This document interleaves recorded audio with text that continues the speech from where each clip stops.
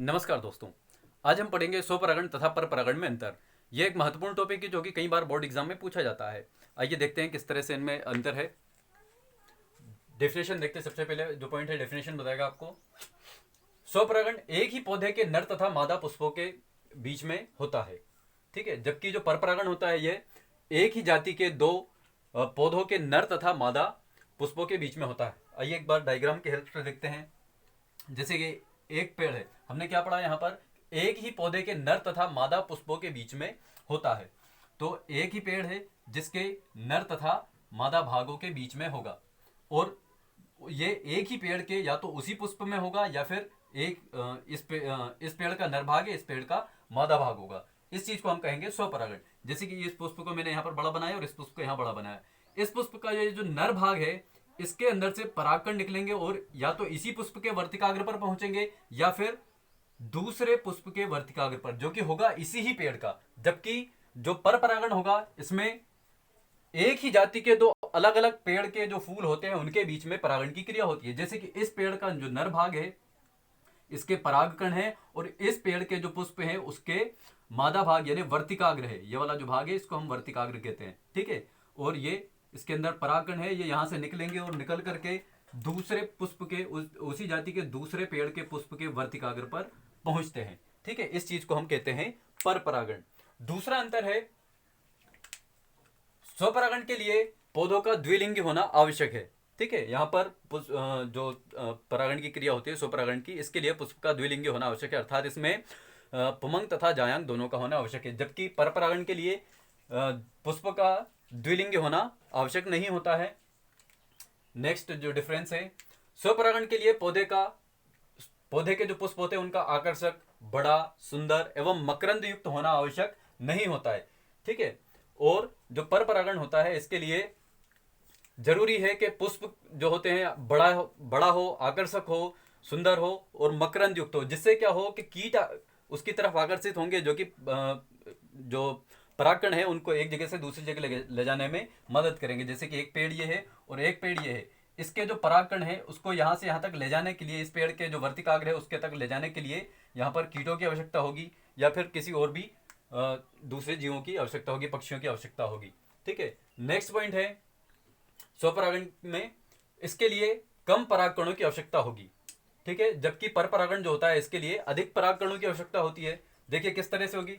जैसे कि एक ही पेड़ है तो एक ही पेड़ के या तो उसी पुष्प पे परागकण को पहुंचना होगा या फिर उसी पेड़ के दूसरे पुष्प के ऊपर पहुंचना होता है। तो यहाँ पर जो परागकण है उनको कम दूरी ट्रेवल करनी पड़ती है। जबकि जो परपरागण होता है इसमें एक पेड़ से दूसरे पेड़ तक जाने के लिए ज्यादा दूरी तय करनी पड़ेगी। तो यहाँ पर हो सकता है कि बीच में कई सारे परागकण बीच में ही रह जाए, वहां तक ना पहुंच पाए।